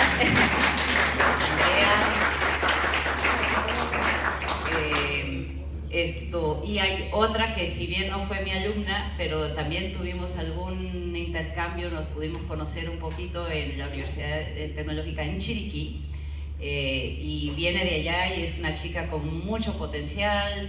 Ella es de ejecutiva bilingüe, la carrera de ejecutiva bilingüe, y pensé que se iba para Irlanda, pero bueno, de alguna manera ha quedado acá en el CNI. Pero lo que quiero decir es que estos son chicos que han aceptado ese reto de que la educación no sea meramente una acumulación de datos y de informaciones que utilizo para pasar un curso y que luego no me sirven para nada en la vida, sino que realmente acepto el reto de educarme. Pero bueno, eso todo es es un ecosistema, porque hay una familia detrás, hay unos profesores detrás y está pues obviamente lo que está dentro de ellos. El doctor Joseph Novak, que podemos decir el padre de los mapas conceptuales, que es otro tema que me toca el corazón de manera cercana, muy cercana, decía y creía que la parte afectiva en la educación era importantísima. Uno no puede separar las experiencias de los muchachitos con sus docentes de la actitud que van a tener después hacia una determinada disciplina y hacia el aprendizaje en general. Y yo creo que esto también, más que los chicos, que los estudiantes, yo pienso que esto también debemos de pensarlo en función de los docentes. Es decir, nuestros docentes deben ser personas que aman aprender y aman compartir eso con sus estudiantes, porque si no somos burócratas nada más y nos puede reemplazar una IA o nos puede reemplazar otra cosa más inspiradora, ¿no? Pero si amamos aprender, si como docentes estamos siempre a la búsqueda de nuestro propio crecimiento y de nuestra propia posibilidad de volar, ¿verdad? Entonces podemos inspirar a lo mejor a una Andrea, a otra compañerita, ¿no? Podemos inspirar un poquito, y a mí pues eso es esa es la satisfacción que yo tengo realmente, porque aplausos no recibimos, mucho salario tampoco lo sabemos, pero eso de verlos a ellos que despegan, eso es lo que nos llevamos, ¿no? Entonces algo tenemos que hacer a nivel macro, pues para que los educadores tengan esa mística, le llaman aquí en Panamá, esa mística de educar, porque les estamos poniendo lo más preciado que tenemos, que somos nuestros hijos. Por lo pronto, darles una herramienta como el método de Toulmin, como decía Joseph, les empodera, porque les hace ver que ellos pueden tener ideas y posturas, y los docentes tienen que estar abiertos a eso, a que hey, me va a debatir y me va a contestar, y no es porque me está faltando el respeto, y no es porque yo me voy a sentir, yo tengo que estar preparado para justamente gestionar todo eso, ¿ya? Así que los invito a que conozcan un poquito más del método, si lo pueden promover o intentar utilizarlo ustedes. Por supuesto, son cositas, damos pasitos, no es que tenemos que hacer todo de una vez, pero introducimos algún elemento, vamos combinando y lo vamos avanzando un poquito más. La cosa es ir tomando como confianza de que podemos explorar cosas como hemos hecho el día de hoy. Gracias a todos por habernos acompañado. Y Denis, no sé si quiere cerrar diciendo algo antes de darle el micrófono a José.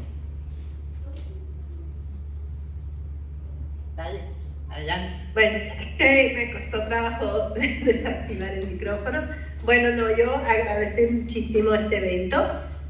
Al público decirle que el poquito tiempo que hubo para la práctica denotó lo complejo que es argumentar, cómo no se llega todavía a una afirmación fundamentada, porque se requiere tiempo. Argumentar requiere tiempo y por la sencilla razón de que requiere evidencias y pruebas, y esas hay que buscar. No podemos obtener una afirmación si no está la prueba, y luego no podemos justificar la afirmación si no dominamos, en el caso de la ciencia, teoría, por ejemplo. Entonces, es un modelo que nos permite, digamos, construir afirmaciones sólidas y sobre todo exigir a quienes nos afirman algo las pruebas y las justificaciones. Entonces lleva tiempo, por eso en la guía está un poquito más explícito los pasos y más claro lo que hay que hacer. Y recuerden, si están en una situación argumentativa, apoyarse en los componentes del modelo los puede ayudar mucho a desarrollar un buen argumento o a desarrollar una buena argumentación. Y a todo aquel que afirme algo, pedirle las pruebas es un paso crucial. Bueno, por mi parte, la verdad estoy muy agradecida con todo el equipo y con ustedes. Es un gusto para mí compartir con, ¿cómo decir? Aunque estoy en México, soy cubana y usted es panameño, pues es una comunidad latina. Entonces, es un gusto para mí compartir los resultados del proyecto y los resultados de una investigación que también llevamos desde hace mucho tiempo. Gracias, Denis.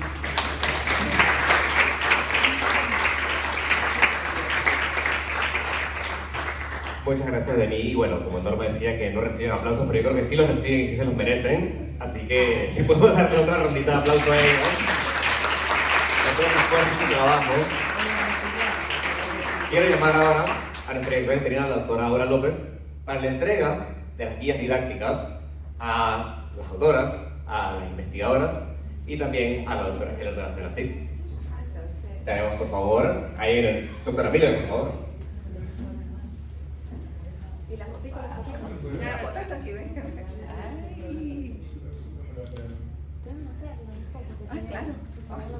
Es que nosotros somos. Súper.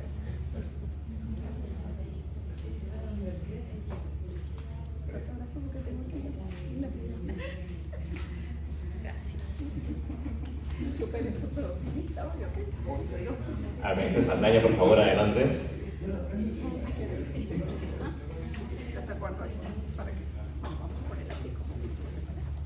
Y para la fotito. Y los aplausos.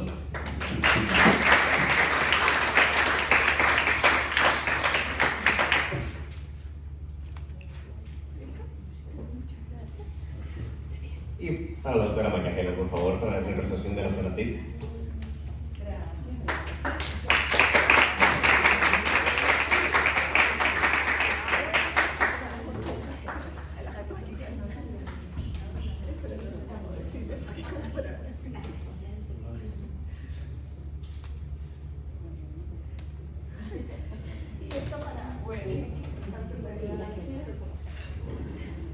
les recordamos que afuera se están vendiendo por 7 balboas para recuperar el costo de impresión y volver a sacar otra. Y en la Feria del Libro también tendremos un stand, pero el precio de la Feria del Libro será de 10 balboas. Así que aprovechen. Muchas gracias. Muchísimas gracias. Pueden ver en pantalla ahora el código QR.